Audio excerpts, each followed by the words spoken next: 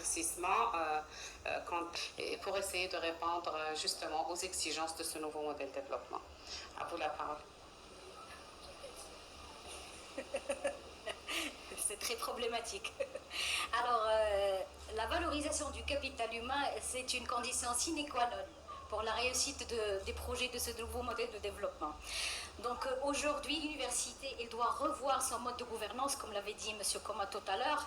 Donc on doit activer les structures qui existent. Et les structures qui n'existent pas, on doit les mettre en place et on doit les rendre opérationnelles. Chacun doit jouer son rôle comme il faut. Et on doit les responsabiliser.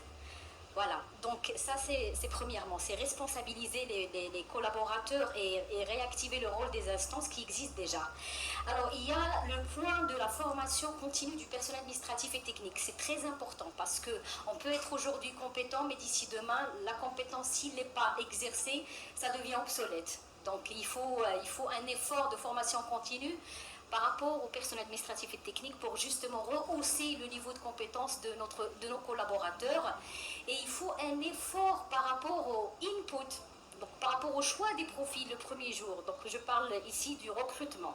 Donc par rapport au recrutement, il faut vraiment une sélection selon les critères du poste aujourd'hui, mais selon les évolutions du poste. Qu'est-ce qu'il va exiger d'ici demain, d'ici 4 ans, d'ici 5 ans.